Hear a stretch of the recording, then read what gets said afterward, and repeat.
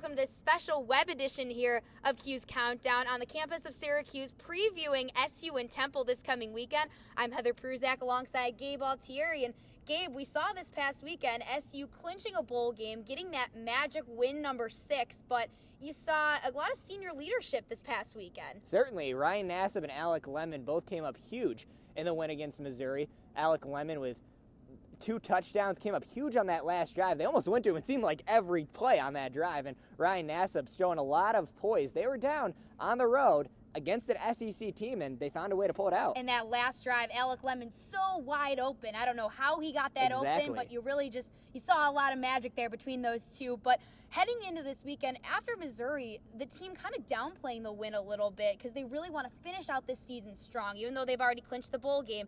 So Temple, a lot of people might not know too much about Temple. It's their first year in the Big East, but they've got some weapons on their team there. Yeah, especially at running back. Montel Harris had a outstanding game last week against Army. 7 touchdowns, 351 yards. I know it was just Army, but anytime he scores 7 touchdowns, that's a big performance. It doesn't matter who you're playing. That's pretty impressive. Exactly. There. Yeah, those are video game numbers right there. And then you want to look at special teams, an area SU struggled at a lot this season. You look against games like Rutgers where they struggled at. That decided the game in a game like Rutgers. So then Temple has special teams do-it-all in Brandon McManus. He kicks, he punts, he does it all. He's been 4-time Special Team Player of the Week in the Big East, so a guy to look out for there. Special teams come up big. Someone that you're really going to have to watch out for this game against Temple. So I guess going over to the matchup itself between Temple and Syracuse, what is your X factor? What's that one thing that fans really need to look out for in this game? Well, I just talked about it. It's the special teams. SU, like I said, they've struggled in it at times.